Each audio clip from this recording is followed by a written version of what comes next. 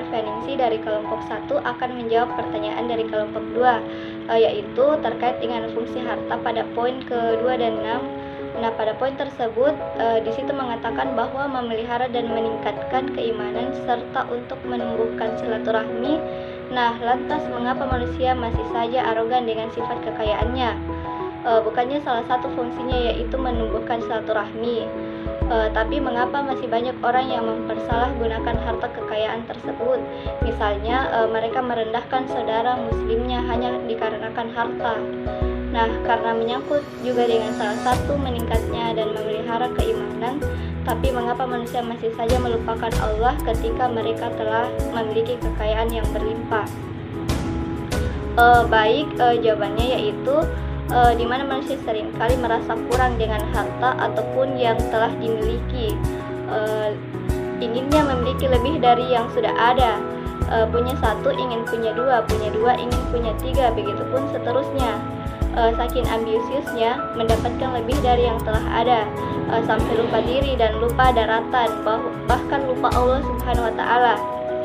Terlalu sibuk mencari, mengejar, dan menginginkan lebih dari yang dimiliki, bahkan untuk sesuatu yang bukan kebutuhan, hingga lupa bersyukur kepada Allah dan berbagi sesama.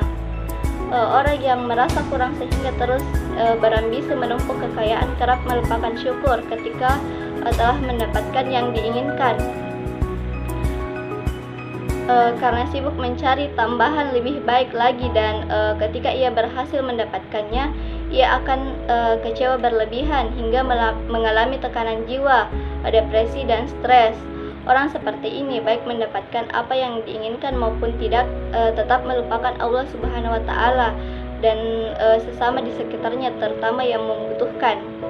Ketika manusia menyadari bahwa dirinya masih lebih baik dari orang lain dalam hal ini, ia akan menjadi orang yang bersyukur dan merasa cukup, lalu lebih memfokuskan diri untuk berbagi terhadap sesama.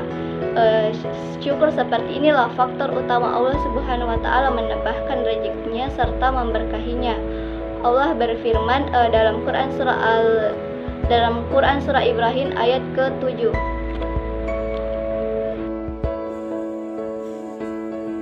Bismillahirrahmanirrahim.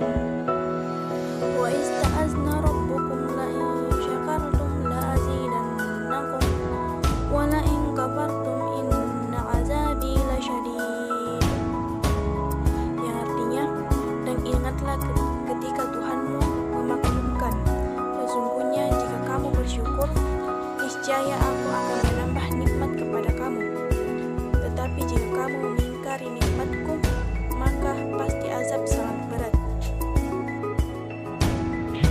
Nah, selama manusia masih hidup, memang dia diberikan kekayaan dan menganggap bahwa harta adalah segalanya.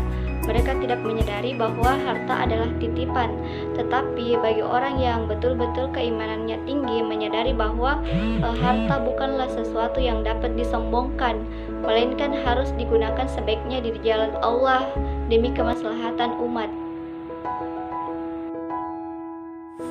Baiklah, saya Husnul Hatimah Syarif dari kelompok 1 akan menjawab pertanyaan dari kelompok 5, di mana pertanyaannya yaitu dikatakan dalam fungsi harta yang sesuai dengan syara itu untuk menyempurnakan ibadah mahdah, seperti sholat memerlukan kain untuk menutup aurat, bekal untuk melaksanakan haji, zakat, sedekah, hibah, dan lain-lain.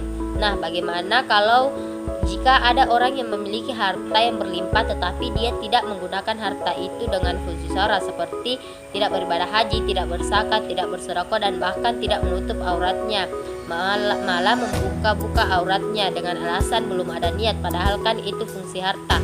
Bagaimana tanggapan Anda? Nah, tanggapan kami untuk hal ini tidak sependapat apabila mereka tidak melaksanakan fungsi harta dengan alasan belum ada niat, karena menurut kami apa gunanya menunggu ada niat, padahal harta tidak dibawa mati, melainkan pahalalah yang membawa kita ke alam akhirat.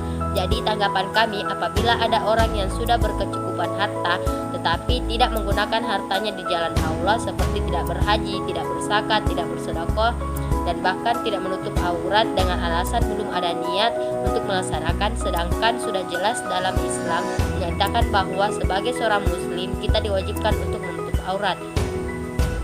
Jadi apabila kita menunggu niat untuk melakukan itu semua, maka yakin dan percaya di akhirat kita akan melihat balasannya.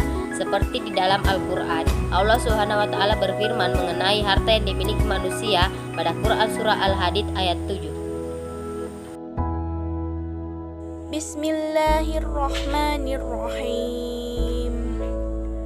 Aminu billahi wa rasulihi wa anfiqu mimma ja'alakum mustakhlafina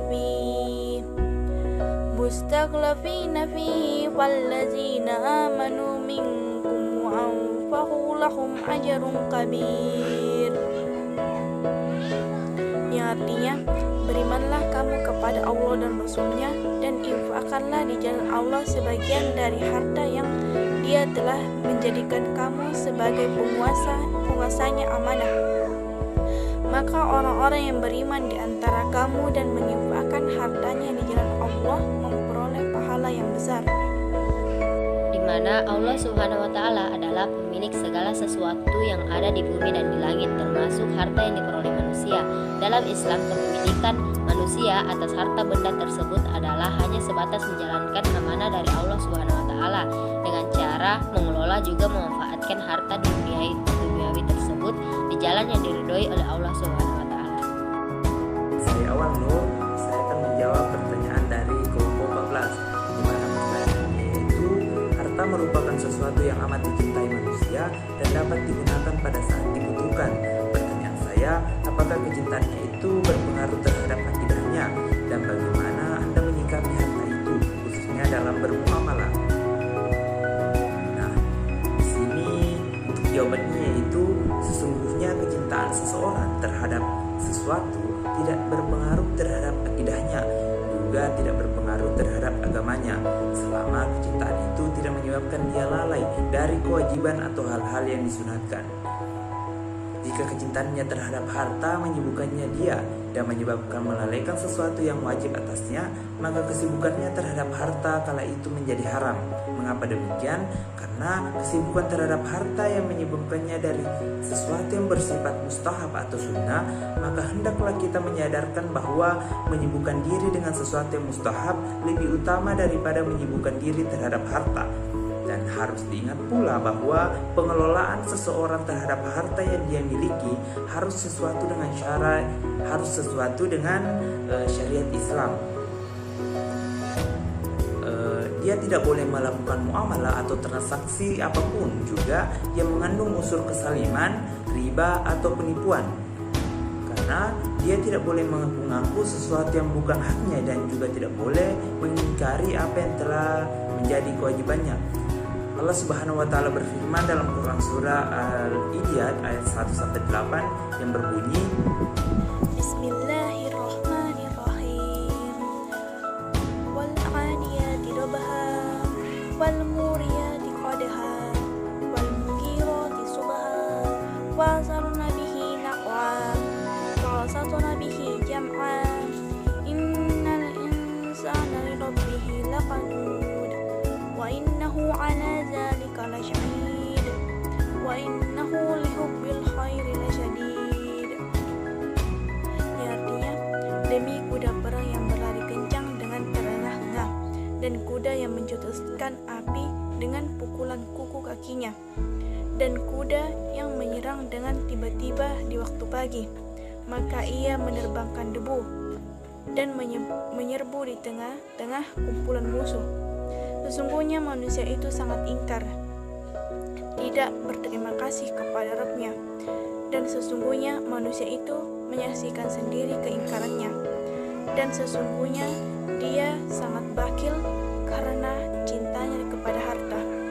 Nah, jika kecintaan seseorang terhadap harta itu dengan tujuan mengembangkan harta itu agar bisa melakukan amal soleh, maka kecintaannya itu menjadi baik. Kenapa? Karena sesungguhnya harta itu menjadi terbaik ketika berada pada tangan orang yang saleh. Betapa banyak orang yang Allah Subhanahu wa Ta'ala anugerahi kekayaan kepada mereka, lalu harta itu menjadi sesuatu yang bermanfaat dalam berjihad di jalan Allah Subhanahu wa Ta'ala, menyebarkan ilmu, menolong orang yang sedang membutuhkan bantuan, dan dalam berbagai perbuatan baik lainnya.